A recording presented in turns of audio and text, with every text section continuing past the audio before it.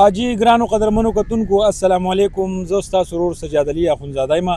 دا وخت موجود یم د پاکستان د ټولو نه لوی ښار کراچۍ کې او بیا راسره په څنګ کې ناست وسیم جهان چې د عوامي نیشنل ګوند سره چې دی نو تعلق دی.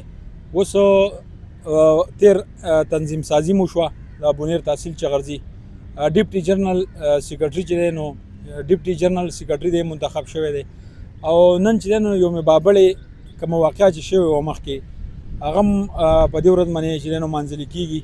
په دې حواله به ورسره خبرې کوو. وسیم جهان صاحب تاسو ته پروګرام کې هرکلی وایو. څومره وخت نه کراچۍ کې اوسېږئ او تنظیم سازي چې کومه وشوله تحصیل چغرزي په دې حواله به څه ویل غواړئ د عوامي نیشنل پارټۍ؟ بسم الله الرحمن الرحیم. د ټولو ناول خو سجاد خان ستاسو ډېره زیاته مننه کوم چې تاسو موږ له خپل په دې پروګرام کې بلنه راکړه او د هغې نه بعد بیا تاسو ته کراچۍ ته په راتګ باندې خرکلی وایم خرکله راشئ او بیا موږ له ټایم راکړو زموږ خواله رالی الله تعالی ښه قدر وکړه او د هغې نه بعد د کراچۍ حوالې سره تا خبره وکړه. کراچۍ کې تقریبا زما داسې 6 کاله پوره کېږي. د اکتوبر چې راورسي نو 6 کاله به مې زما پوره شي او دې نه علاوه د تنظیم سازۍ حوالې سره تا خبره وکړه نو د یونین کونسل بټاړې چې څومره مشران دي همزولي دي کشران دي د هغې ټولو نړۍ مننه کوم چې په ما باندې دغه باور وکړو په ما دغه اعتماد وکړو او د یونین کونسل بټاړې د ډیپټي جنرال سیکرټري دا عهده چې ده هغه یې زما په ذمه کړه.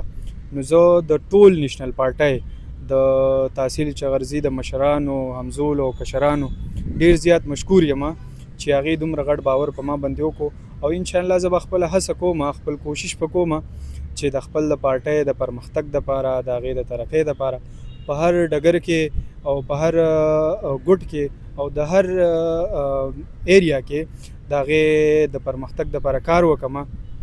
او بله خبر دا ده چې نن 12 اګست دی او یوم بابړه منځلی کېږي.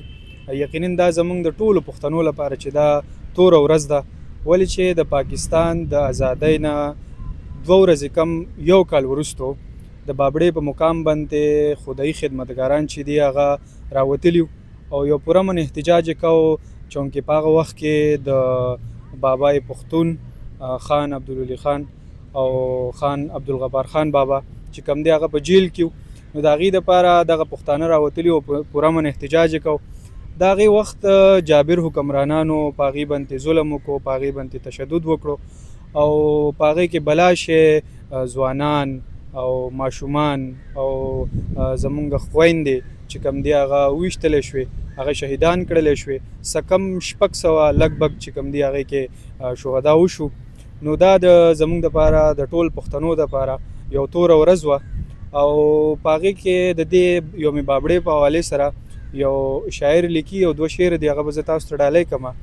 وایي چې په 12 اګست یې ووجلم په 12 اګست یې ووجلم په 14 اګست جشن وکړو په 12 اګست یې ووجلم په 14 اګست جشن وکړو ما سره 3 ورځې چې هغه م ونه کړو.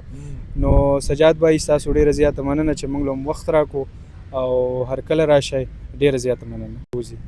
ډېره مهرباني جي. قدرمنو کتونکو وسیم جهان نه سره موجود و د عوامي نیشنل پارټۍ اوس چې کومه ریسنټلی تنظیم سازي شوې ده د هغې ډیپټي جنرال سیکرټري و هغو سره موږ خبرې اترې وکړې. دا وخت په کراچۍ کې موجود یو. یقینا چې دا خپرونه به ستاسو خوښه شوې وي. بیا به انشاءالله د یو بل پروګرام سره میلاویږو. د الله په امان.